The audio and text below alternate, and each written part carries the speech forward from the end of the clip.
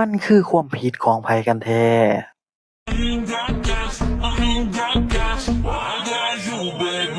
Just you. Baby, I don't need dollar bills to have fun tonight. Baby, เรื่องนี้แพนๆแมนยูรู้กันดีเนาะแพนโซเชียลล้อรั่วๆหลังฮ้อยรุ่นโชว์ฟอร์มร้อนแรงบ่แผ่วแฟนบอลทั่วโลกแห่แซวแมนเชสเตอร์ยูไนเต็ดบนโซเชียลมีเดียหลังลัดมุดฮ้อยรุ่นโชว์ฟอร์มร้อนแรงอย่างต่อเนื่องให้ทั้งสโมสรและทีมชาติเดือดถึงขั้นมีคนเปรียบเทียบเจ้าตัวกับ CR7 ตำนานบราซิลเลยทีเดียว แม้จะถูกมองว่าฟอร์มบ่เข้าในสีเสือแมนเชสเตอร์ยูไนเต็ดแต่ผลงานล่าสุดของรัดมุดฮ้อยรุ่นกับสวนทางกันสินเชิงหลังหัวหอกเดนิสโชว์ฟอร์มร้อนแรงยิงประตูได้อย่างต่อเนื่องทั้งระดับสโมสรกับนาโปลีต้นสังกัดชั่วคราว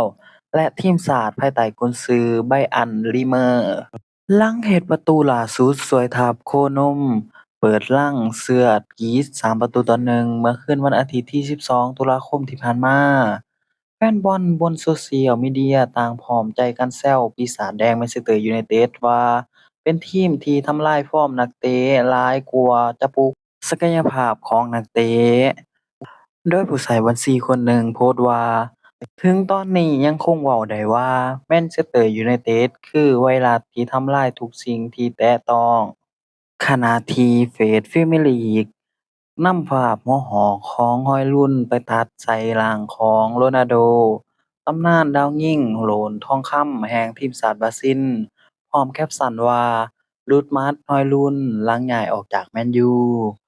ส่วนผู้ใช้รายชื่ออื่นๆ ต่างก็เสริมว่าฮ้อยรุ่นกำลังกลายเป็นอานายในช่วงพีกเลยแฟนบอลบางคนกลับมองในแง่บวกระบุอวยว่า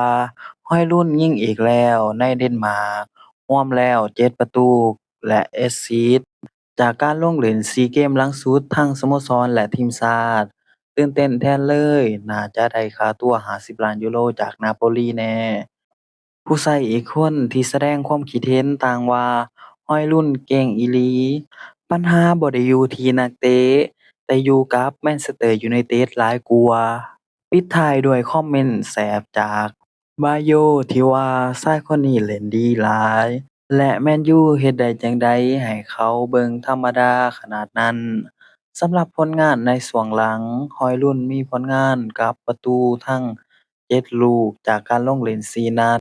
ทั้งกับสโมสรและทีมชาติโดยโค้ชเบิร์นไปในเกมกับ Sporting Lisbon 1ประตูใส่กับ Genoa ยิงอีก2จ่าย1กับ Belarus และยิงอีก1ลูกในเกมพบกับทีมชาติกรีซแยกได้ว่านาทีนี้แรงบ่หยุดฉุดบ่อยู่อย่างแท้จริง และยังมีอีกคนหนึ่งเนาะแมนยูว่าจั่งใดแรดฟอร์ดอาจย้ายไปบาร์เซโลนาแบบถาวรหลังสโมสรตัดสินใจสุดเซอร์ไพรส์เมื่อวันที่13ตุลาคมสปอร์ตชื่อดังของสเปนรายงานว่าล่าสุดมาคัสแรดฟอร์ดกองหน้าส่วนเกินของแมนเชสเตอร์ยูไนเต็ดมีแนวโน้มสูงว่าจะได้อำลาทีมศึกพรีเมียร์ลีกอังกฤษไปอยู่กับบาร์เซโลนาทีมยักษ์ใหญ่แห่งลาลิกาสเปนแบบถาวร มาคัส แรชฟอร์ดบ่ได้อยู่ในแผนการทำทีมของรูเบน อาโมริมกุนซือแมนยูเฮ็ดให้บาร์เซโลนายืมตัวไปร่วมงาน1ฤดูกาลพร้อมออปชันซื้อขาด30ล้านปอนด์แบบบ่บังคับโดยที่เจ้าตัวยอมลดค่าเหนื่อย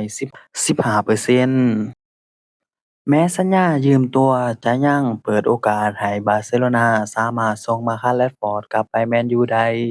แต่ล่าสุดสปอร์ตรายงานว่า เจ้าบุญทุ่มอาจตัดสินใจใช้ออปชันซื้อขาดเนื่องจากเตรียมปล่อยโรเบิร์ต เลวานดอฟสกีออกไปทางนี้โรเบิร์ต เลวานดอฟสกีจะหมดสัญญาหลังจบฤดูกาลนี้ซึ่งแหล่งข่าวเปิดเผยว่าบาร์เซโลนาน่าจะบ่ต่อสัญญาเนื่องจากมีอายุ37ปีแล้วและเป็นนักเตะที่รับค่าเหนื่อยสูงระดับต้นๆของสโมสรแม้ว่าจะยังเฮ็ดผลงานได้ดีในฤดูกาลนี้ ยิงไปแล้ว4ประตูจากการลงเล่น9นัดก็ตามทางด้าน Deco ผู้อำนวยการกีฬาของบาร์เซโลนา ก็ยอมรับว่าสโมสรยังบ่ยืนยันว่าจะต่อสัญญาโรเบิร์ต เลวานดอฟสกีหรือบ่ แม้ยิงไปถึง105ประตูจากการลงเล่น156นัดนับตั้งแต่ย้ายมาจาก Bayern Munich ในปี2022และต้องพิจารณาอย่างรอบคอบก่อนตัดสินใจเฮ็ดให้มาร์คัส แรชฟอร์ดมีโอกาสย้ายจากแมนยูมาอยู่กับบาร์เซโลนาแบบถาวรหลังจากเริ่มปรับตัวเข้ากับเจ้าบุญทุ่มได้แล้วซึ่งเฮ็ดผลงานได้ดีขึ้นเรื่อยๆเฮ็ดไป3ประตูกับอีก5แฮตทริก